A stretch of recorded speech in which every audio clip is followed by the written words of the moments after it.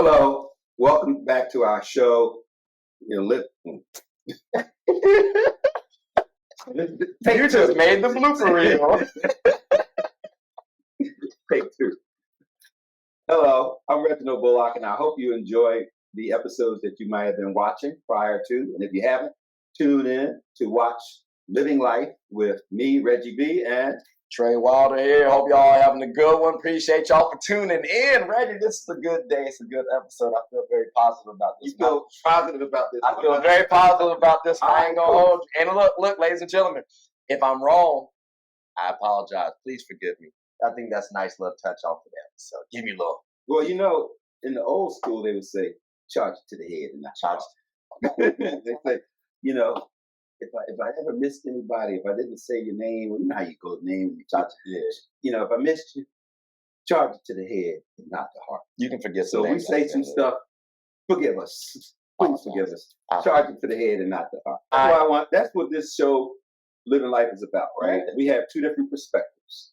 So I'm Reggie. I'm 61, and Trey, I'm 31. And so we have different cultural perspectives. Mm-hmm. We have different age perspectives. We have different experience perspectives. And this is what makes the show really good, because it's not that we agree or disagree. It's just his perspective, my perspective, in case it helps you with your perspective.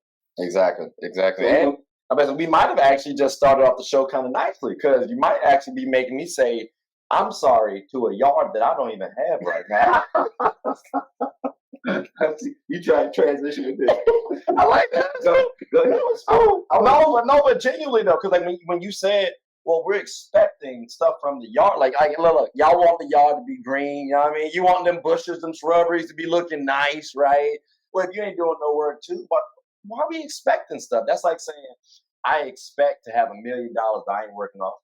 Or I expect to have this person to be my spouse. But I ain't making necessary moves to make me to try and court them. Or somebody expects to go viral and be that what do you call it?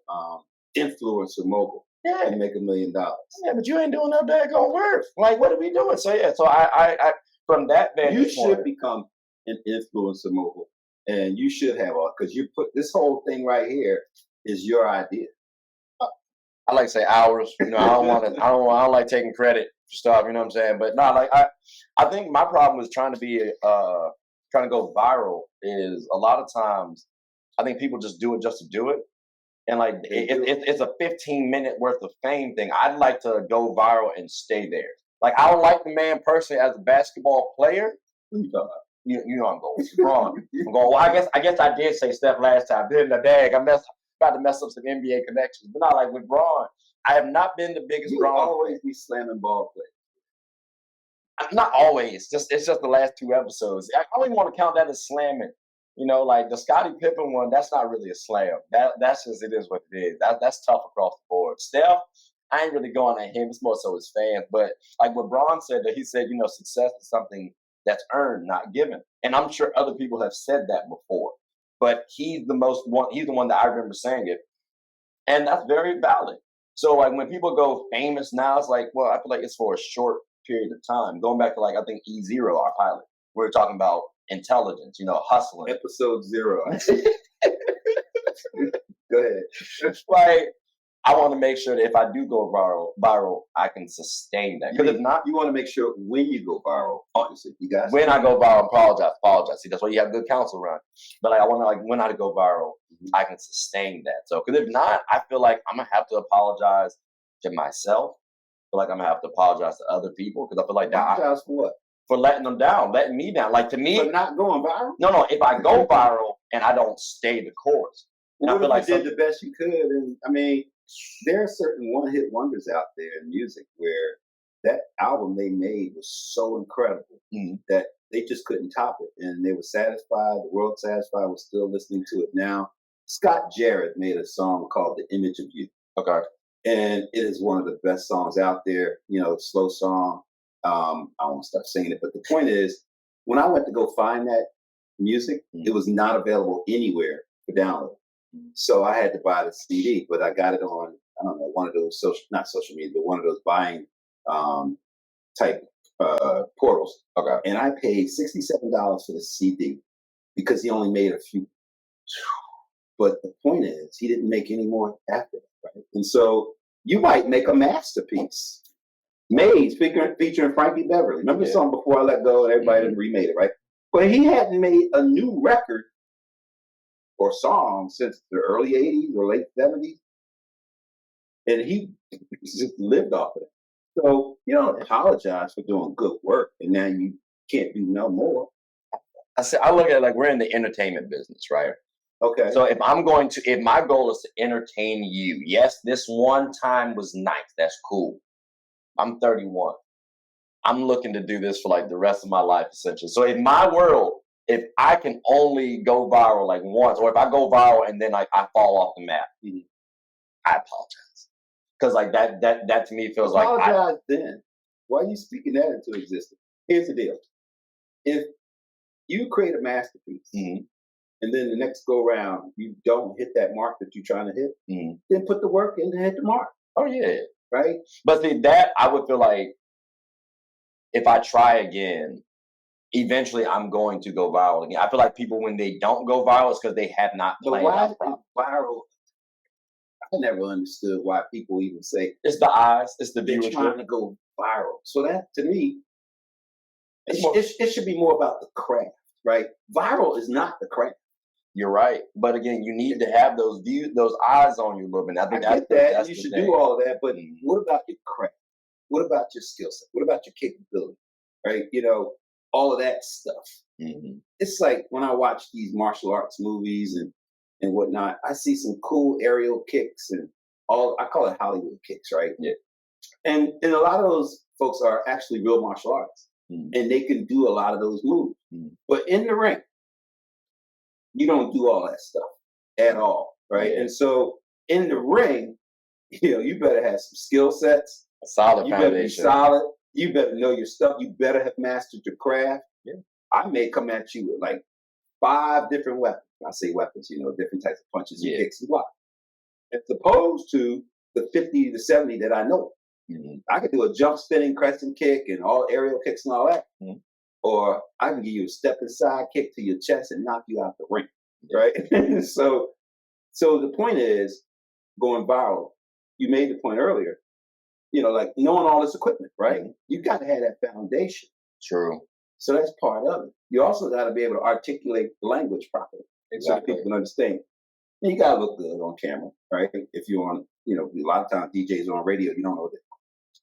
But now you know what people look like. So there's so many elements to just that, we call it blocking and tackling in the sales business, right?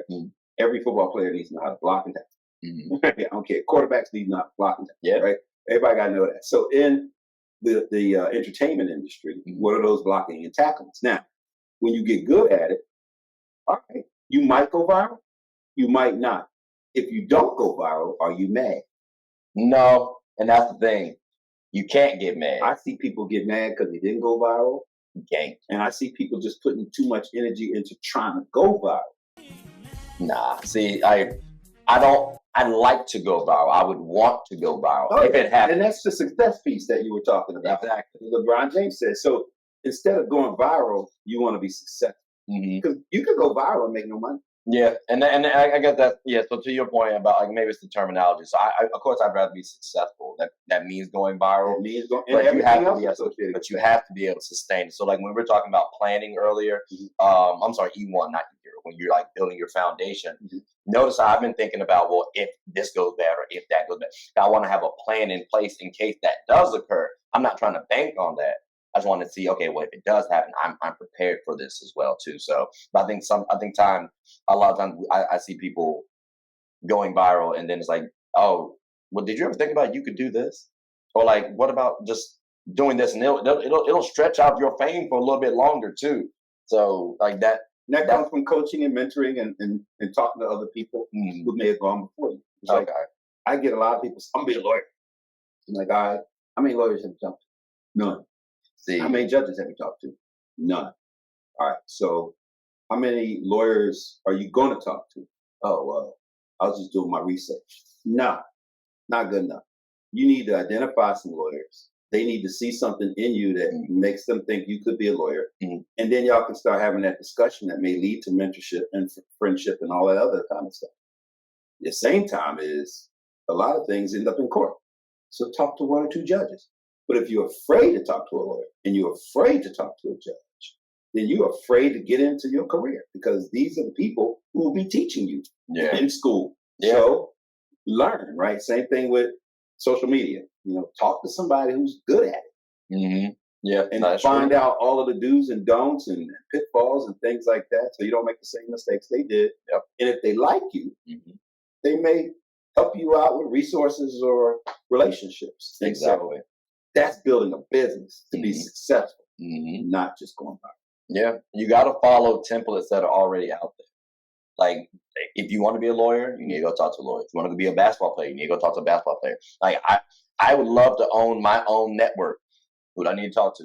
Oprah. Real quick, how you doing? If you ever want to come on the show, you're more than welcome to, Oprah. I just want to say that really fast. But, like, you got to study these people. You got to actually know what you're getting yourself into. So, because, again, if you don't, like, that's why I say you might want to apologize to people, including yourself, because you did a disservice to everybody. I feel like you kind of got their hopes up a little bit, and then it's like, oh, it's a letdown in the day. Like, if you produce something and it's, I don't want to say bad, but like if it's not the best, okay, that's workable. Like, I can work with that. But you didn't plan properly. I feel like now you're gonna skimp, you're gonna shortchange us, and now it's like we've already seen you do good work before.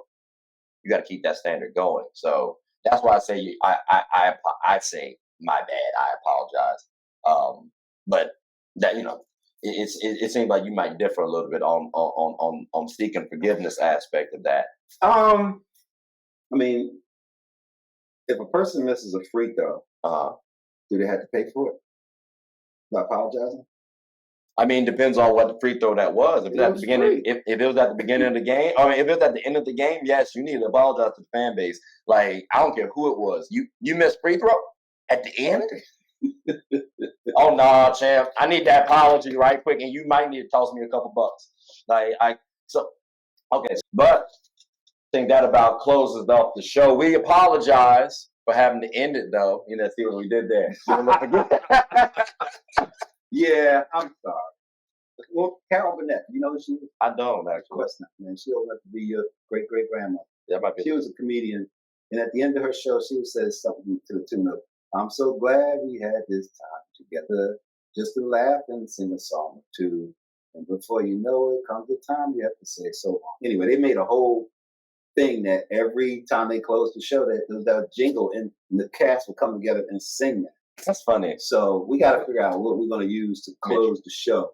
Might try to do that. Might try to come up with a little jingle. What do you say for your Get a Bucket show? Please like, subscribe, comment, tell anyone about the show. My name is Trey. This is Reggie. We're the host of Just Living Life. So hope you all had a good one, and take care.